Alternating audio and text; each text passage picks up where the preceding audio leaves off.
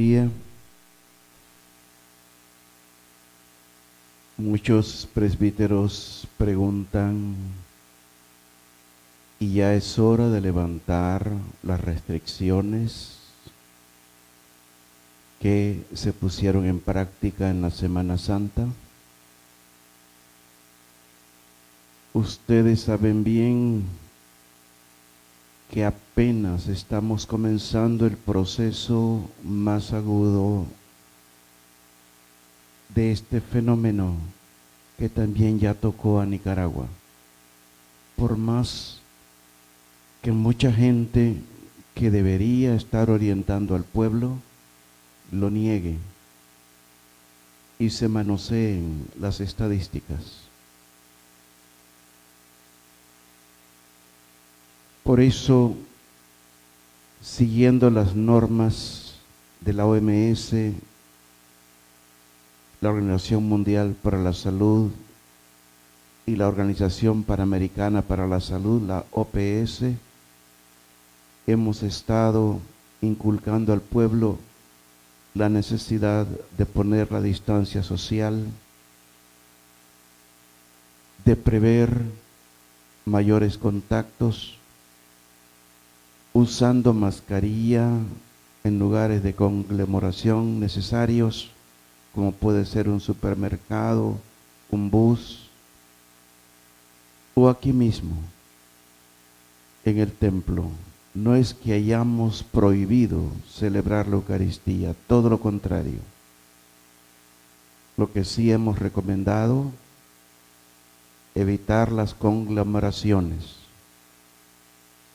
sobre todo para las personas mayores de 65 años, ya que la enfermedad parece cebarse en la etapa final de la vida de la persona. Intercedemos ante el Señor, lo hemos estado haciendo y lo seguiremos haciendo, porque este problema no es por un momento. El virus ha venido y se va a quedar hasta que no haya vacunas. Así como en su tiempo la viruela, el sarampión, la poliomielitis.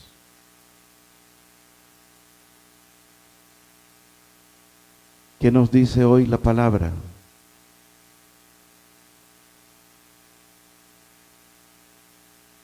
Que pongamos siempre los medios necesarios para salvaguardar nuestra vida personal y las de los demás.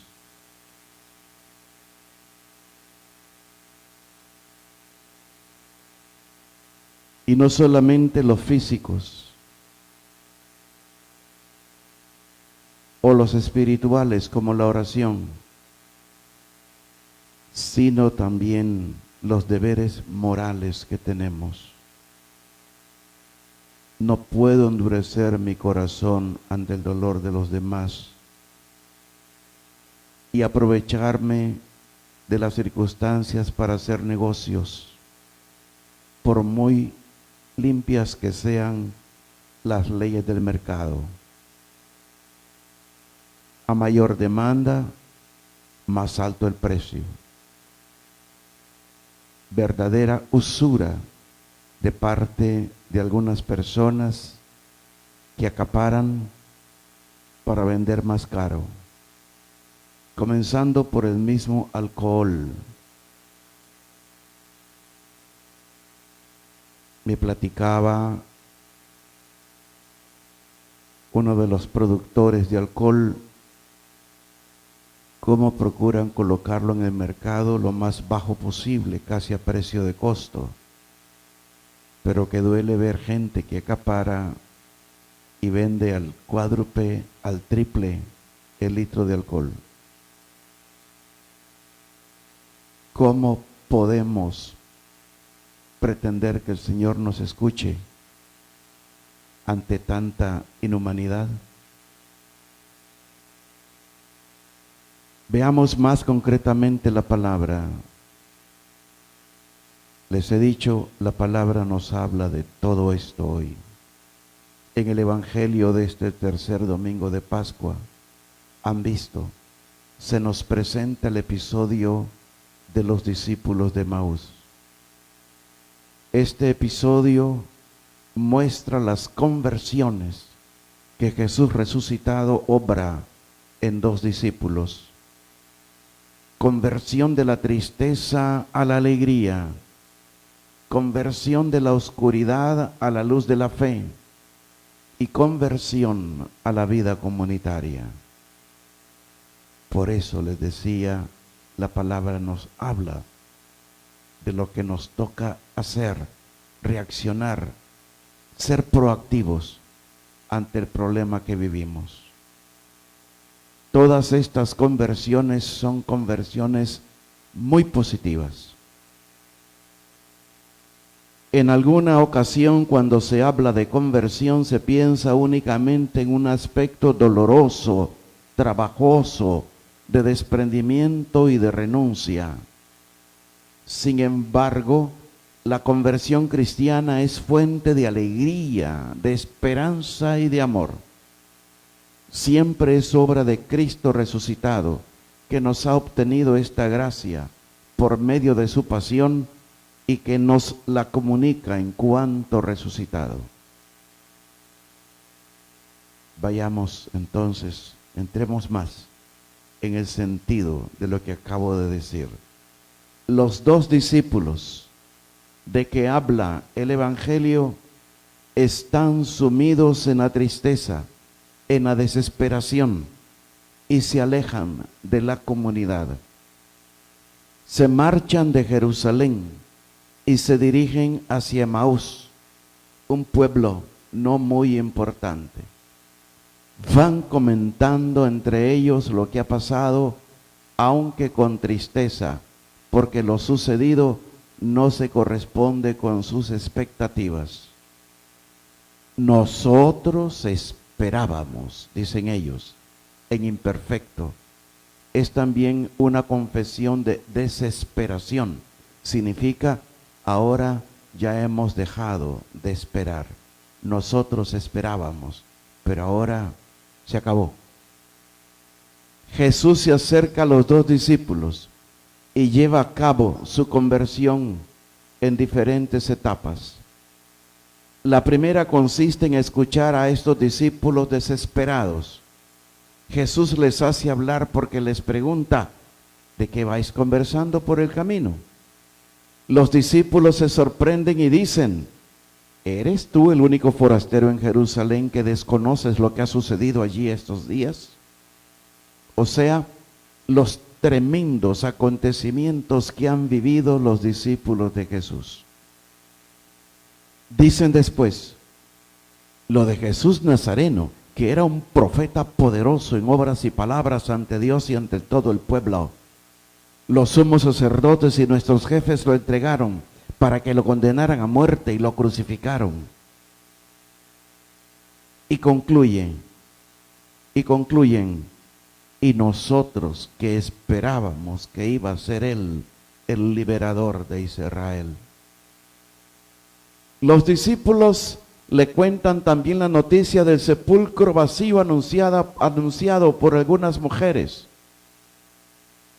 Es verdad que unas mujeres de nuestro grupo nos han alarmado, pues yendo de madrugada al sepulcro y al no encontrar el cadáver, volvieron diciendo que habían tenido una visión de ángeles que les dijeron que Él está vivo. Sin embargo, el testimonio de las mujeres no les parece digno de fe. Y atención a los discípulos, no ha sido confirmado por ningún hecho positivo. El sepulcro está vacío, es cierto, pero eso no significa necesariamente que Jesús esté vivo. Esta es la primera etapa de la conversión. El Señor deja que se vacíe la tristeza del corazón y tenemos derecho a presentarle. Por eso hemos hablado en la oración de hoy a nuestro Padre Santísimo que nos escuche en nuestra angustia y aflicción. La segunda etapa de la conversión llevada a cabo por Jesús consiste de entrada en amonestar a los discípulos con severidad, aunque se trata de una severidad empapada de bondad. Les dice: qué necios y torpes para creer cuanto dijeron los profetas. Para comprender los acontecimientos es preciso recurrir a las profecías, a la palabra de Dios en el Antiguo Testamento. El camino de la fe pasa por estas palabras proféticas. Es menester escuchar la palabra de Dios para estar dispuestos a acoger la luz de la fe. Jesús dice a los discípulos: ¿no tenía que padecer eso el Mesías para entrar en la gloria?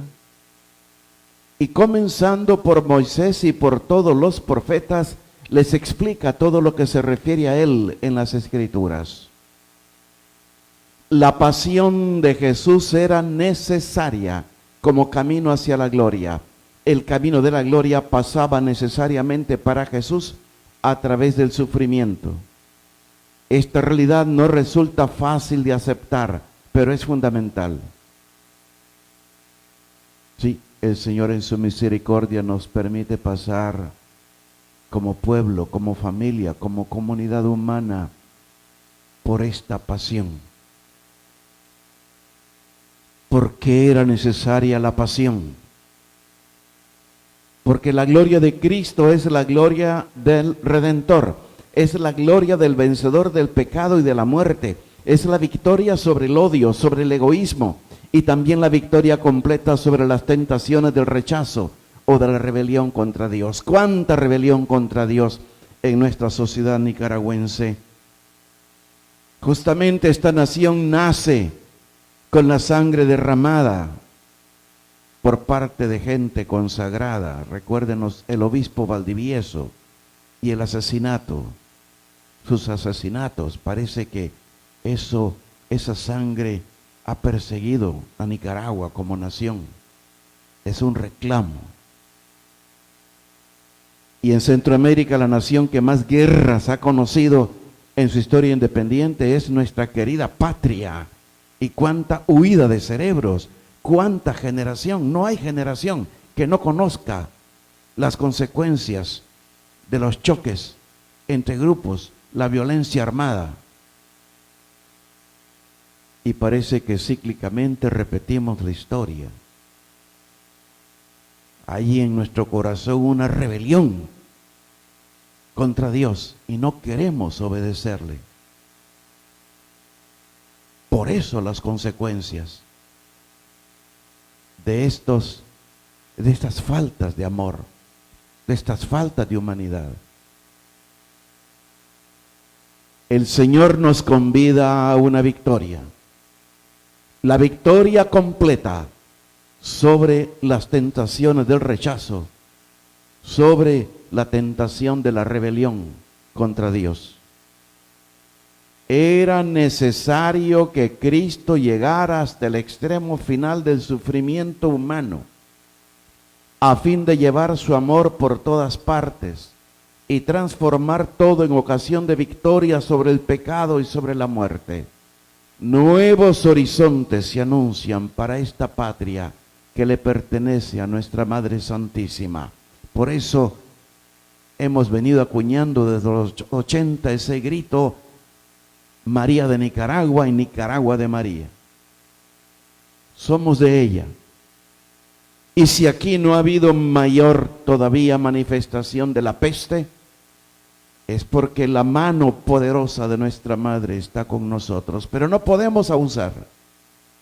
No podemos abusar. Y abusamos cuando no ponemos los medios que la cabeza, la razón está pidiendo. Cuando somos torpes en decir aquí nada pasa, yo soy el Superman, que no me va a pasar nada. Cuando somos soberbios de solo mirar nuestro ombligo y explotar las necesidades de los demás. Cuando somos duros de corazón de no saber doblar la rodilla ante el amor. Pedro recuerda a los fieles en la segunda lectura que han sido redimidos, liberados, no con plata y oro corruptibles, sino con la preciosa sangre de Cristo, Cordero sin mancha ni tacha. La pasión ha sido para Cristo el camino necesario para entrar en su gloria, que es la gloria de haber amado hasta el extremo, como hemos meditado en los domingos anteriores. Estoy aludiendo a Juan 13, verso 1. Debemos, hermanos, acoger esta doctrina porque es muy importante para nosotros. Solo seremos verdaderamente cristianos si acogemos esta enseñanza de Jesús. ¿No tenía que padecer eso el Mesías para entrar en su gloria? En el mundo existe el sufrimiento, existe el pecado. La obra de Cristo consistió en servirse del sufrimiento para eliminar el pecado y en consecuencia eliminar la causa más profunda del sufrimiento. Una preciosa oportunidad nos brinda la misericordia divina al permitirnos pasar por estos pasos estrechos a fin justamente de que esta patria sea purificada. Eliminar las consecuencias del pecado, esto es el sufrimiento, que es la causa más profunda, el pecado, la causa más profunda del sufrimiento. Esta enseñanza de Cristo, la explicación de las profecías, era una revelación inesperada para los discípulos de Emaús, pero también una revelación luminosa y reconfortante. Dirán en efecto, ¿no se abrazaba nuestro corazón mientras nos hablaba por el camino y nos explicaba la Escritura? Cuando Jesús nos explica las Escrituras, no se trata solo de una iluminación para nuestra mente, sino también de una revelación de amor que abraza nuestro corazón. De este modo los discípulos están ya en el camino de la conversión, porque intuyen que las cosas acontecidas no solo son cosas negativas, como parecía, sino que han servido también para realizar el designio de Dios, que es un designio positivo. El mal no se ha llevado la victoria, sino que la victoria, pertenece a Dios y a Cristo. Tras ser conquistados por las palabras de Jesús, los dos discípulos quieren que se quede con ellos. Se acercaban a la aldea donde se dirigían, narra San Lucas, y él fingió seguir adelante, pero ellos le insistían, quédate con nosotros, que se hace tarde y el día va de caída. Quédate con nosotros. Este es el gran deseo que la meditación de la Escritura pone en nuestros corazones. Máxime en estos días de aflicción, quédate con nosotros. Es el deseo de tener la presencia de Cristo, de vivir en su presencia, de estar en contacto íntimo con Él, para vivir en la luz, en la esperanza y en el amor. Jesús entró para quedarse con ellos y mientras estaba con ellos a la mesa tomó el pan, lo bendijo, lo partió y se lo dio.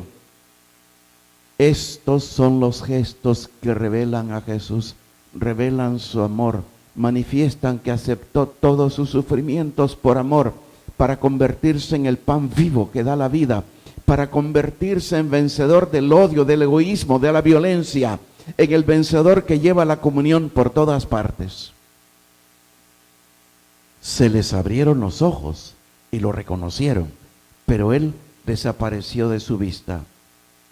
Jesús ha terminado su obra de conversión, no solo con las palabras, sino con los gestos de la entrega, de la comunión. Rompiendo el pan, recordó a los discípulos su pasión. Al darles el pan, mostró que su pasión es una entrega de amor. Los dos discípulos salieron entonces ya sin dudas para volver a Jerusalén. Se trata de una etapa del camino de conversión y no importan ya los peligros ni los riesgos. No se olviden, ya era de atardecía, ya el sol estaba ocultando, la noche caía con los peligros de esas 12 kilómetros de distancia entre Maús y Jerusalén. Los peligros, sobre todo, de ser asaltados en el camino por bandoleros. Y a esa hora, estos dos señores deciden rehacer el camino de vuelta a Jerusalén. Ambos discípulos han recuperado el sentido de la comunión, de la solidaridad en la comunidad. Hijitos, es periodo preciosísimo para recuperarlo. El sentido de familia y no de estar explotándonos unos a otros. Su conversión se habrá completado cuando se encuentren de nuevo en la comunidad de los discípulos de Jesús, cuando lleguen al lugar donde están reunidos los 11 y otros con ellos. Ahí escuchan noticia de una aparición de Jesús a Pedro, y efectivamente Pablo refiere en la primera carta a los Corintios que Jesús resucitado se apareció primero a Pedro y después a los otros apóstoles. En el capítulo apocalíptico de esta carta, capítulo 15, verso 5. En consecuencia, la conclusión de este episodio es una invitación a la alegría, a la esperanza, al amor, a la comunicación de la buena noticia. Cristo ha resucitado. Él está vivo.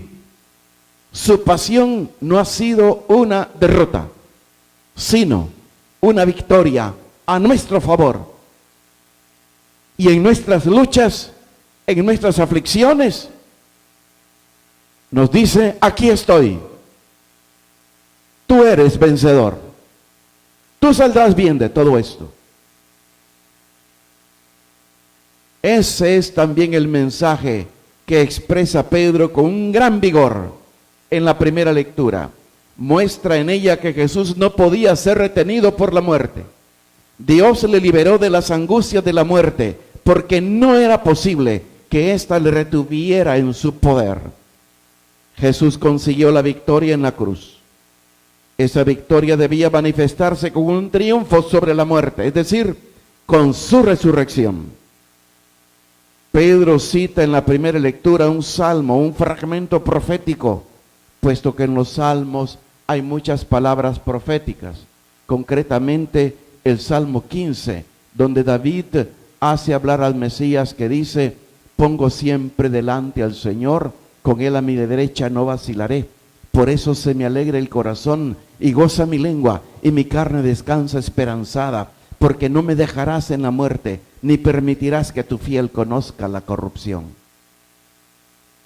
Pedro se sirve de este pasaje, iluminado por la enseñanza de Jesús resucitado, para dar un testimonio recio, audaz.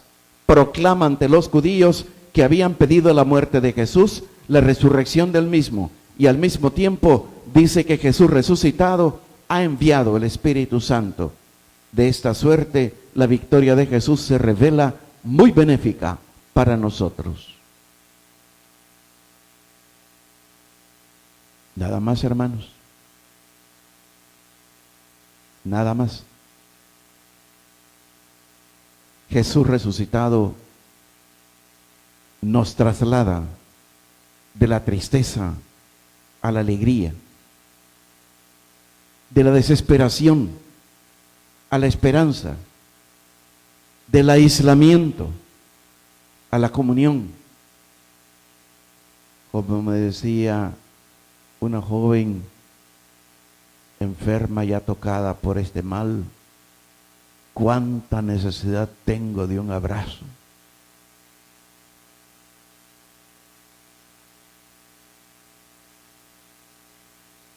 Acojamos esta buena noticia con todo el corazón, para vivir en comunión con el resucitado y en comunión con todos los creyentes.